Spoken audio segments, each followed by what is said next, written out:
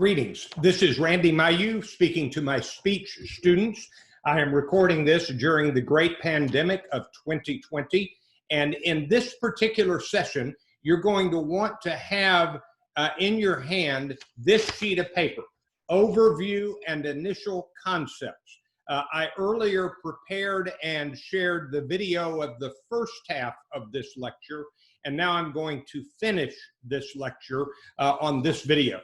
So you want the sheet of paper, overview and initial concepts, and you will notice that it is two-sided. You will want to definitely have both sides available. So let me stop the screen share and let me refresh your memory on the portions that we covered in the first video. So I'm just going to start at the top without lecture, but with filling in the blanks. We talked about rhetoric is the art of finding the available means of persuasion. Rhetoric is the art of finding the available means of persuasion.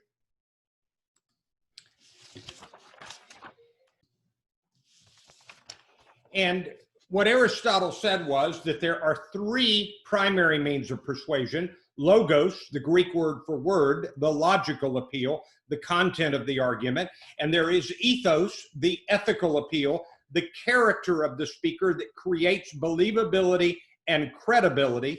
And then there is pathos, the emotional appeal, the passion of the speaker. He or she really believes this, and it is both the emotion of the speaker, but it is also appealing to the emotion in the audience. And then the fourth one is mythos, and this is the narrative appeal. I defined myth as a story that is true, whether it is true or not, and you'll want to go back and listen to that in the first lecture. And this is the overarching, ongoing, shared story.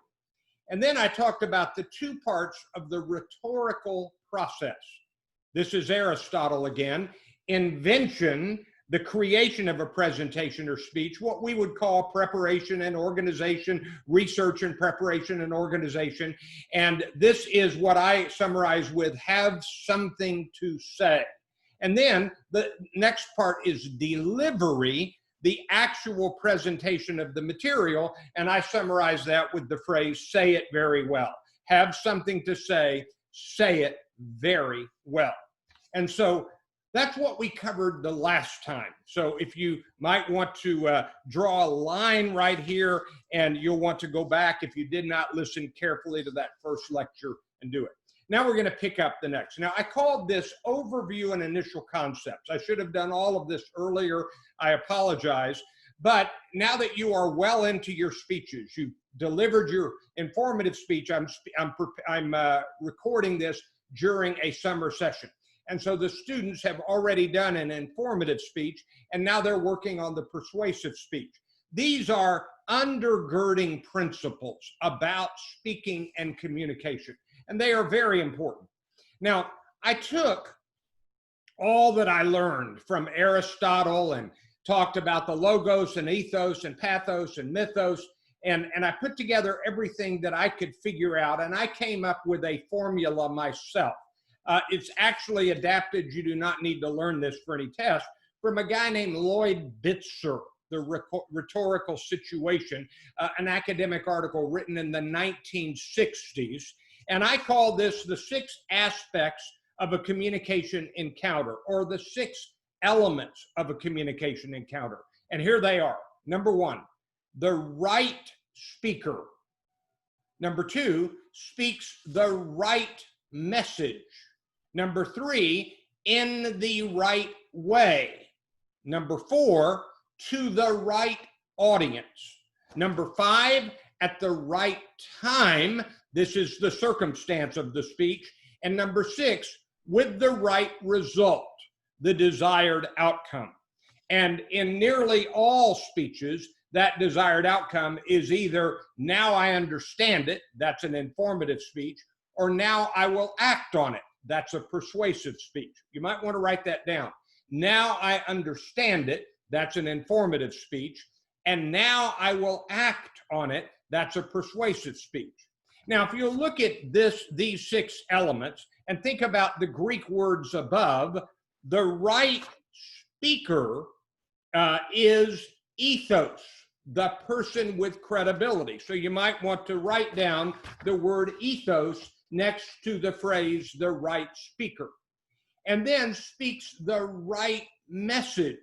And that would be logos, but it would also be mythos.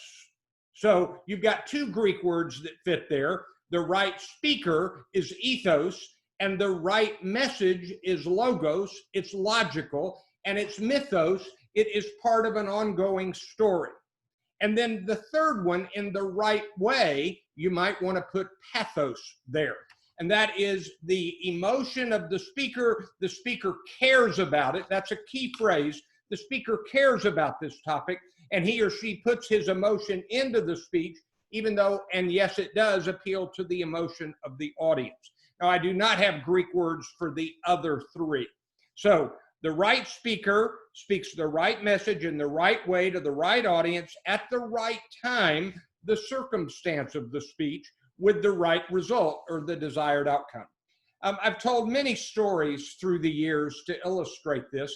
One of them is about my daily practice of flossing my teeth. A number of years ago, I went to see a dental hygienist, had my teeth cleaned, and the reality is that I had not done a good job. And she said, after examining my teeth and did not say anything during the examination, she said, "You have two choices. Floss your teeth every day for the rest of your life, or you will lose your teeth in about 4 years." Now, I do not have great teeth, and my mother had false teeth at a very young age, so I have bad genetics in my teeth. And I had not taken care of my teeth. I had never flossed my teeth. And so she told me about that, and I started doing it, and I've pretty much flossed every day or nearly every day since she told me that in 1987. Now look at the list. The right speaker, the dental hygienist, spoke the right message. She didn't say take care of your teeth. She said floss your teeth or lose your teeth in the right way. She grabbed my chin, held my face close to hers, and scared me to death. And to the right audience, me, the guy who had not taken care of his teeth, at the right time, if she had told me that 20 years earlier, I would have ignored it. So it was late, but still in time. And with the right result, I flossed my teeth. Now, I also tell the story of Winston Churchill. On the first night that London was bombed by Nazi Germany, and the rockets, it was rocket incendiary bombs and other bombs, and they arrived, and people were running to the basements and hiding. And Winston Churchill, 15 minutes after the first bomb, the first rocket hit, 15 minutes, he got on national radio, the BBC, that's all they had, and he said, London is under attack. We have examined these bombs, these rockets, and they drop fire on our buildings.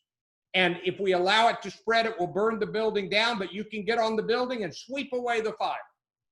This is not a time to take to the basements. This is a time to take to the rooftops. I want you to get on the roof of your building, sweep away the fire, and save our beloved London. And there are great stories about that throughout London during that period. So look again at the list. The right speaker, Churchill, spoke the right. He was the prime minister who was also a war hero for World War I. So the right man, the right speaker. The right speaker spoke the right message. Get on the roof and sweep away the fire. In the right way. He did it on national radio quickly. To the right audience, people who were frightened but wanted to help. And he did it at the right time. If he had waited 3 days earlier and buildings had burned, it would have been too late. With the right result, they saved London. And there's a great plaque in Westminster Abbey that says, he's not buried there, it says, "Remember Winston Churchill, who saved our beloved London." Okay, number 4, the old simple way of succeeding with a speech. You're going to tell them what you're going to tell them. You're going to tell them what you're telling them, and you're going to tell them what you told them. Write down the word repetition. And people forget. So today, I will be telling you about the value of flossing your teeth. You should floss your teeth because, you should floss your teeth because, you should floss your teeth because. And now I have told you to floss your teeth. So you want to tell them what you're going to tell them. You want to tell them, then you want to tell them what you've told them. That doesn't take away the element of surprise, but it gives people the structure of what you're going to be saying. Now, at the bottom of the page, and I'm not going to actually give you all of this. This is a lecture that takes a lot of time, but I will tell you that Kenneth Burke says that a speaker should identify with his or her audience. So you might want to get your pen ready and write this down. You might need to pause this video to get the full definition. I want you to write it down. You identify with your audience by building a bridge to your audience, by using words, stories, and illustrations that both you and your audience understand and can relate to. That's the definition of identification. Now, it's important that you get that down. It will be on a test soon, and it will be an open note test, so you'll be able to use your notes, but you need to pause. I'm going to say it one more time, but you want to pause and get each phrase. Identification means you identify with your audience by building a bridge to your audience, by using words, stories, and illustrations that both you and your audience understand and can relate to. For example, if you're giving a speech on work ethic, you might want to talk about Michael Jordan, a great basketball player, the greatest, who really did work hard. You probably would not want to talk about the world's greatest cricket player to an American audience that does not follow cricket, understand cricket, or recognize the names of great cricket players. By the way, I don't know who the best cricket players are. I just know that it is an international game and their best athletes work every bit as hard as Michael Jordan, but it would not be the appropriate way. It would not be identifying with your audience if you're giving a speech in Texas. So you want to use an illustration that people understand, grasp, and can relate to. Just ignore consubstantiation. It's about a way that a speaker and an audience can really come together in a moment of speaking, but we're not going to cover that. Turn to the back of the sheet now. Here are the communication expectations or essentials. This is not an exhaustive list. In other words, this is a list that I created, and my guess is we could expand on this. But when you give a speech, your audience expects something from you. I'm not giving you in this list what you, the speaker, should expect from your audience. This is what the audience expects from the speaker. And so I've got 4. And again, I want you to take good notes. I'll ask you a question on a test about this. And here they are. The first one is the understandability expectation. It's a word I coined. It is the idea that when you speak, you should be understandable, easy to understand, the understandability expectation. And so let me give you 3 or 4 subpoints. I'm not yet at the second blank. The first one is the volume expectation. You need to speak loudly enough to be heard. You want to make it easy in a real world setting to be heard and understood easily by the person sitting in the back row. So you want to up the volume. Now, if you've got a large group with a microphone, you want to test the microphone. But the number one deal is you test it in advance if you can, and you have somebody sitting in the back, and you simply ask, can you easily hear me and understand me? The volume expectation. It is certainly possible to be too loud. But for every speaker I've ever heard who's too loud, I've heard a number of speakers who speak too quietly and people can't hear them. So you've got to be loud enough to be understood easily. The next subpoint here is the enunciation expectation. The enunciation expectation. Pronounce your words fully. Fully and completely, especially every ending consonant. And when you watch the lecture I've done on how to deliver a speech, there's an exercise on enunciation. So you want volume expectation and enunciation expectation. And then there's something else to write here. It's not the next blank to fill in. It's something to write in the margin. Write this down. No jargon. J-A-R-G-O-N. No jargon. And what I'm really saying here is that you don't want to use any words or any abbreviations or any acronyms that people don't understand. So if you are a techie expert, if you're a computer whiz, you know some phrases and words that your audience does not know. You've got to be careful about those words. They may not understand you. If you use an acronym, you know, this is one we all know, but if you were to say in a speech, and now let me tell you something I found in the CIA World Factbook, and then you would pause and you would gesture and you would say, that's the Central Intelligence Agency. That's America's chief intelligence gathering agency. In the CIA World Factbook, we find such and such. So whenever you use a phrase that people might not understand, you pause, you set it apart, you pause and you set it apart, and you define it. And then you can move forward, and from then on, you can repeat it multiple times as long as you define it well the first time. So the understandability expectation includes the expectation that you're only using words and phrases that the audience knows and understands. All right? The second expectation is the time expectation. And the issue is, how long should you speak? And the answer is simple. You need to speak approximately as long as you've been asked to speak, but just below. You don't want to go over, and you don't want to go too far under. So if I'm asked to give a 30-minute speech, ideally, I should end at 29 minutes. If I go 35, I'm really violating what they requested. If I go 40 or 45, they're going to call the police and arrest me.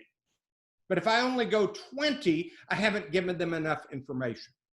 So 30-minute speech, speak 29 minutes, just below.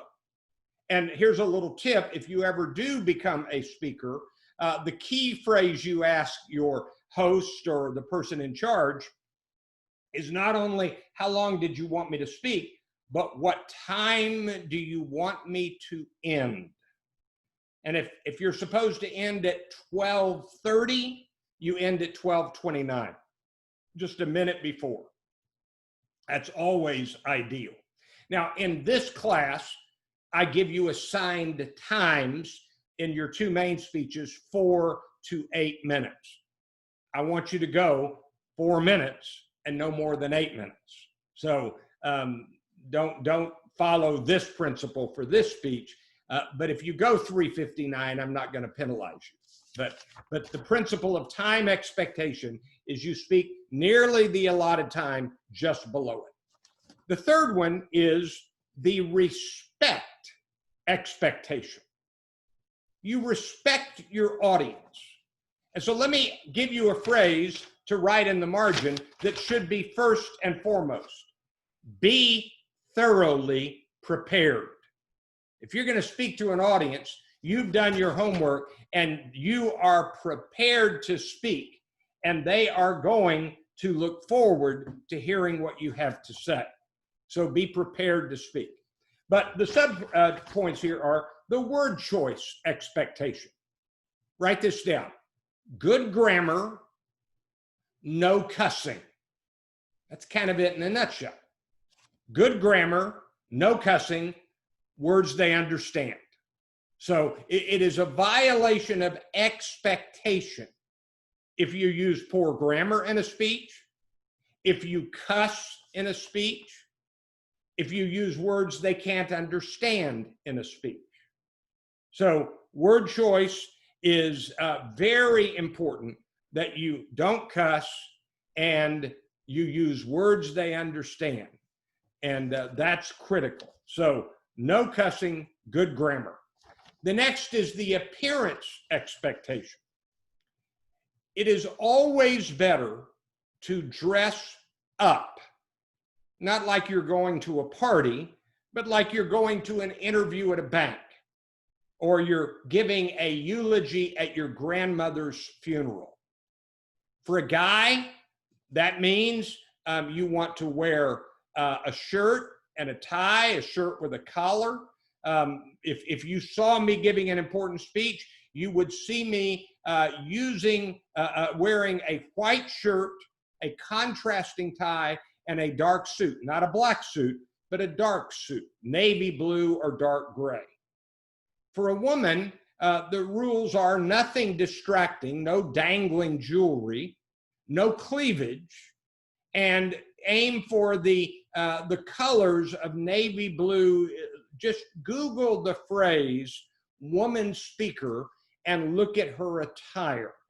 During the lecture that I do when we have live classes, I show a picture, a photo of the Republican presidential candidates debate. And all of the candidates are wearing dark suits, not black, you can't quite tell, but they're not black, they're navy blue or gray, a white shirt, and either a red tie or a blue tie. If you Google Hillary Clinton back in 2016, Google Hillary Clinton 2016, and look at Google images, you'll see her frequently wearing a dark suit and then a white or bright red or bright green shirt. No distracting jewelry and no cleavage. And here's a tidbit. Whether you are male or female, do not speak in short sleeves. You want long sleeves whenever you speak. Short sleeves become distracting. So be remembering that. And then the fourth expectation is the relevance expectation. Relevance, R-E-L-E-V-A-N-C-E, relevance expectation. Relevant means your speech applies to your audience. It matters to them. They would like to know about this. It would be useful information or helpful to them. It is relevant to them. You don't want to give a speech in 2020 on how to shoe your horse or how to use a dial telephone. You want to give a speech that is correct for this moment, for this era. And so the relevance expectation. Well, that is the entire sheet now on overview and initial concepts, except for the bottom item on the back. And I'm going to attach the link for you to watch this very short 30-second video by Dr. Tom Holohan. He is a professor, full professor at the University of Southern California. He was one of my teachers, and he is a brilliant man. And he says that, well, I say, this is the whole ball game in a speech. I'm going to read it to you. Then you're going to watch him and you'll hear him say it. And I'm going to just comment briefly. The arousal and fulfillment of your audience's desires. You want to pique their interest. And then you want to satisfy that interest that you've piqued. And if you fail in either regard, you haven't had an effective message. If you don't arouse them, they never get engaged, they never connect, and they never listen. And if you don't fulfill them, they walk away saying, well, you know, that wasn't a very satisfying talk. Arouse and fulfill. And so what you want to do is you want to say in your speech, this is worth listening to. Are you ready to listen? You want to get their attention. In my lesson on how to prepare a speech, I call this a hook. You want to hook your listeners in. You want them to want to listen. You can't win your audience in the first 20 seconds, but you can lose your audience in the first 20 seconds. You do not want to start with your thesis. You do not want to start with something that's just boring information. You want to start with a story or something that brings your audience in, arouse their interest. And then at the end, you want the audience to walk away saying, you know what? I got something out of that. That was helpful. I'm glad I heard that. Arouse and fulfill. This is a brilliant, brilliant concept. Think about great movies. What's the most famous introduction ever in a movie? Once upon a time. You're hooked. Oh, good, a story's coming. And you expect it to end, and you want it to end with, and they lived happily ever after. Once upon a time, and they lived happily ever after. A good speech has a beginning, a middle, and an end, and that's the beginning, and that's the end. When the first Star Wars hit, and I saw it on opening day, that music blasted, and that scrolling set of words hit the screen a long time ago in a galaxy far, far away, and I was hooked. That's the way to begin. Arouse the interest. And then at the end, make sure you wrap it up. So that's it. That's what I call overview and initial concepts. You get all of this down and you restudy it and reponder it, and you're going to be ahead of a lot of people in understanding how to give an effective speech and how to communicate. Thanks for listening.